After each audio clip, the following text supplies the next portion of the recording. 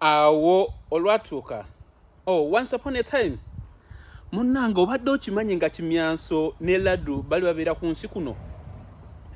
Kankubulireyo akagero.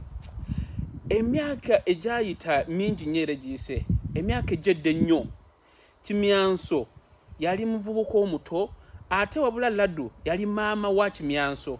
Kati nno bano ababiri bano bali babeera ku kyalo ekimu eyo munda eyo, wabula ekyalo kye baaliko ekyalo kyali kyabeetamwa kubanga Ekiimyanso mu kukula kwa Ekiimyanso yakula ng'alina obusungu bungi, yali musajja wa busungwira, ng'alina ekisungwira, anyiiga mangu ate nga buli lwanyiiga ng'adduka ku kyalo ky'abatuuze, ng'adduka ku kyalo ayokya embuzi, ayokya ebisolo, ayokya ebirime, ayokya amayumba, oluusi yayokyanga n'abantu.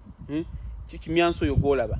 Era ebiseera ebisinga maama we Ladu maama wa Ekiimyanso yagezangako nnyo okumubuulirira engeri y'okufugamu obusungu bwe, naye nga bambi Ekiimyanso nga tasobola, nga ne bamubuulirira batya, lazima era yakolanga ebintu bino. Ekyalo kyali kyabeetamwa era ebiseera ebyo kooti ezaalingawo nga bakulopayo wa kabaka, kabaka yali ebiseera ebyo baali bafuganga era nga baabaloopaloopadde wa kabaka emirundi egiwera naye nga tebamanyi kyakubakolera. Kaakati munnange baaba wa chance yali esembayo oba baaba wa omukisa ogwali gusembayo n'abagamba kemunaddamu Ekiimyanso kanaddamu n'akola ebikolobero bino, baali bakugobebwa ku kyalo. Wabula ebiseera ebyo kabaka yaliko ku kyalo okwo, yali akulembera ekyalo ekyo. Ebiseera ebyo baafuna enteesaganya ne kabaka yali abeera mu ggulu, bali bayita ggulu. Ebiseera ebyo waliwo kabaka nga bamuyita ggulu, ye yabeeranga mu ggulu.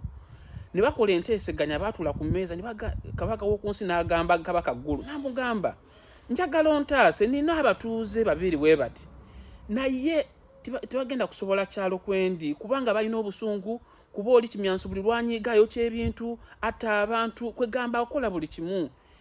Kabaka ggulu n'agamba nze sirina buzibu, abatuuze baba balemereddwa ku nsi bampeereze eno mu ggulu, ndaba mu ggulu teri kyakwokya, ate Ekiimyanso aba n'ayokya ki? Munnange era tegwali ogwo. Ekiimyanso yafunamu awo obutakkaanya ne maama we baayombamu awo ne Ladu. Ekiimyanso n'adduka ku kyalo n'ayokya ebintu era ng'emize gye.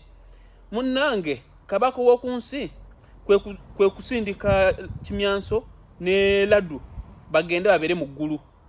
Era munnange bwe baatuuka mu ggulu tiwaliyo nnyo byakwokya, ate munnange eggulu lyereere. Era Ekiimyanso bwe yanyiiganga twamulabanga nga yeekalakaasa, nga abantu bamulaba waggulu eyo yeekalakaasa, naye era atuusa ekiseera nga buli lwanyiiga ajja ku nsi n'ayokyera amayumba, n'ayokya ebisolo, era nga bwe yakolanga kwolwo. Wabula nti enjawulo kati eriwo nti Ekiimyanso buli yanyiiganga okujja ku nsi okwokya ebintu, maama we naye yamugobereranga. Maama we era yamugobereranga n'eddoboozi ery'amaanyi ennyo ng'amuyombesa lwaki akikola, era kyova olaba wawulira Ladu ebiseera ebisinga ng'ereekaana okumulemesa. Naye era ekyo tikirobera Ekiimyanso okukola mu mirimu gye oba kumaliriza busungu bwe kwokya bintu. Munnange nakaakano Ekiimyanso buli lwanyiiga ajja ku nsi n'ayokya ebintu, era ebiseera ebisinga Ladu ajja n'amugoberera. Naye era ebiseera ebisinga maama we waba taliiwo, Ekiimyanso sebo ayinaayina ajja n'ayokya ebintu n'amaani addayo. Nange awo we nalabira.